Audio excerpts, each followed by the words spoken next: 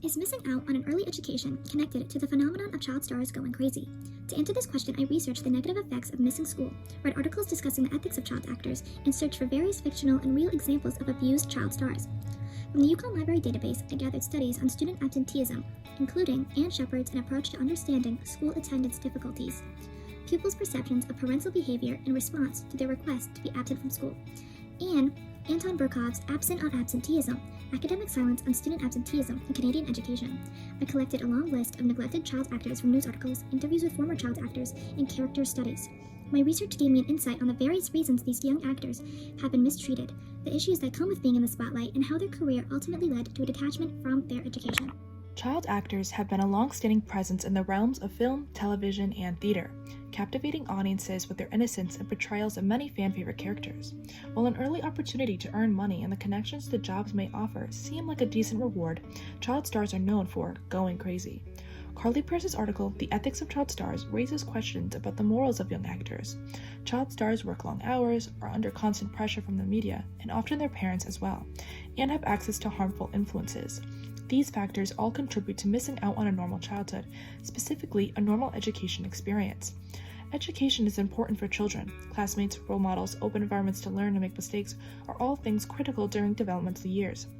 Emma Watson, known for her breakout role as Hermione Granger in the Harry Potter movie series, states, "School life keeps me in touch with my friends. It keeps me in touch with reality. It makes me feel normal. Let's be honest, I have enough money never to have to work again, but I would never want that. Learning keeps me motivated." Kids always ask me if we go to school, and I'm like, Of course we go to school. all week long like everyone else. School for child stars. There are laws in place to ensure child actors do receive some form of an education. California child protection laws rule child actors must attend 3 hours of school during shoots, and if possible, may attend regular public school. Most child actors must opt for alternative schooling. Non-traditional schooling for child actors encompasses a studio tutor who generates personalized curriculums with or without the assistance of the child's regular school, as described by Maria Sanchez's Do Child Actors Go to School? A Detailed Look. This is not a perfect solution. Student actors still lack regular social interactions and are often too tired from shooting to focus on school. Other issues for child actors may arise, obstructing them from focusing on their learning. While child stars are required to get an education, it is clearly not a normal one.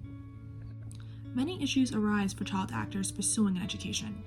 As child stars become more recognizable, attending school may become a safety hazard. A lack of interest in learning because of negative and/or parental influences all stand as obstacles. For Emma Watson, during her time at Brown University, she encountered many fans who would shout quotes from Harry Potter when they saw her in class or in the hallways, such as 10 points for Gryffindor and Wingardium Leviosa. After 18 months, Watson decided to leave Brown and later explained her decision to UK Sunday Times Style magazine. "I was in denial. I wanted to pretend I wasn't as famous as I was. I was trying to seek out normality, but I kind of have to accept who I am, the position I'm in, and what happened." Regardless, Watson took her education seriously and found fulfillment in attending school. Similar to Emma Watson, Mara Wilson was a young actress focused on her education over her acting career. Wilson played Matilda at the age of 9 and 4 years later quit acting to become a writer. Currently, Wilson is participating in the SAG-AFTRA strike and has been thriving as a writer for Elle, The New York Times, and Vanity Fair. For Watson and Wilson's cases, they were both able to achieve their dreams with full support from their parents. Leaving Hollywood at a young age to pursue your passions can produce positive outcomes. Unfortunately, not every child star has accepting parents. Parents of child stars are a major factor in the actors' well-beings. Parents' inconsistent responses to absences from school or to education in general have an impact on students' ability to attend or attitudes regarding going to school. Jeanette McCurdy, similar to Mara Wilson, was an aspiring writer, although McCurdy's mother did not respect her daughter's wishes. My favorite thing to do is write. If I have a notepad and a pen, I can entertain myself for hours on end. Jeanette McCurdy's mother forbade her daughter from becoming a writer and instead forced her daughter to become an actress. McCurdy's memoir, I'm Glad My Mom Died, goes into detail on the abuse she faced from her mother and from her co-workers on set. McCurdy began acting at the age of 6 when her mother decided she wanted her daughter to become an actress. Soon after, McCurdy's mother began dressing her, controlling her diet, and every other aspect of her life throughout her teenage years. Even when McCurdy would tell her mother she was not interested in acting and instead wanted to become a writer, McCurdy's mother would tell her daughter, "Writers get fat." McCurdy developed an eating disorder, which only worsened after she landed her first major role as Sam in Nickelodeon's iCarly. The set of iCarly was a toxic environment for McCurdy. Dan Snyder, the director of the series, was abusive and was a known creep towards the cast and crew. The funny thing about being a child is you don't realize that the environment that you're in is abusive or dysfunctional.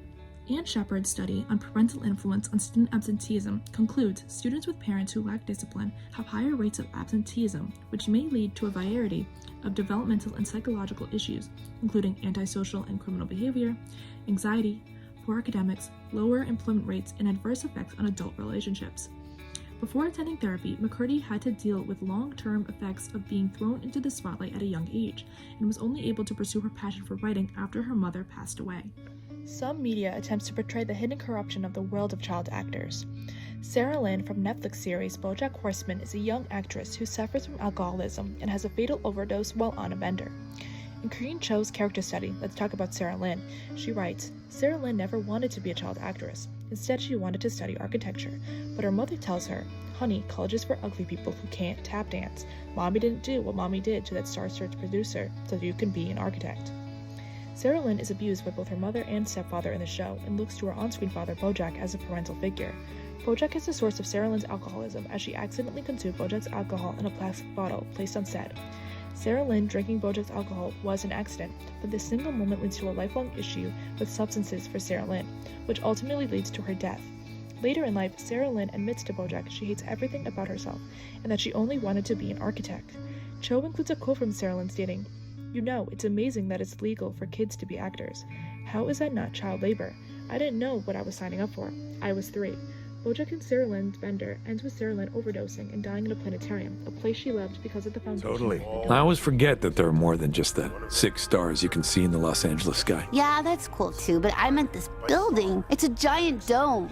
Domes are so cool. I prefer rectangular buildings, as I firmly established. I want to be an architect. BoJack Horseman is a social commentary on Hollywood and the entertainment industry, and Sarah Lynn's character reflects the exploitation of child actors. While McCurdy's memoir released after BoJack Horseman finished airing, Sarah Lynn and McCurdy's stories are strikingly similar, both being forced to act by their mothers and instead wanting to pursue an education. Later, the two actresses experienced mental illness, eating disorders, and substance abuse issues. Another fictional example, Shima Sosuke from TV series Skip and Loafer experienced parental abuse and had access to negative influences during his time as a child actor. そういう風に言うなよ。変なのは宗介でしょ。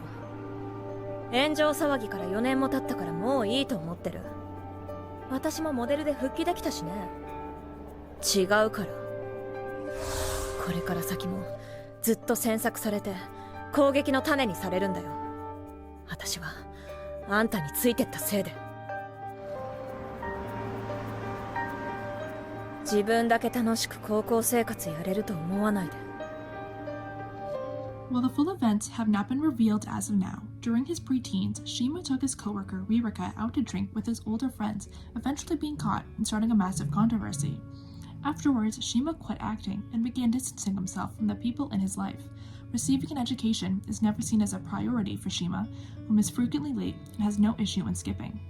Due to early trauma, Shima has become a people pleaser, rendering him unable to make decisions for himself. Shima pursued acting to make his mother happy. Over time, his mother became overbearing and over-demanding of Shima. In Chapter 46, there is a flashback to when his mother slapped Shima as a child and asked him, "Why did I raise such an embarrassing child?" 先輩には悪いけど、もうやりたくないんだ。あの頃は確かに一生懸命だったけど、楽しいというより、母さんが喜ぶからやってた。Shima and Sarah Lynn were both introduced to substances at a young age. Both characters are inspired by the many real-life examples of child stars who have developed substance and abuse issues. Drew Barrymore landed her first role at the age of 4, and at the age of 8, her mother began taking her to nightclubs. Early exposure to nightclubs began a long, unhealthy relationship with substances in Barrymore's life, beginning at the age of 13. Other child stars like Lindsay Lohan and Amanda Bynes had major breakdowns in their careers tied to drug abuse.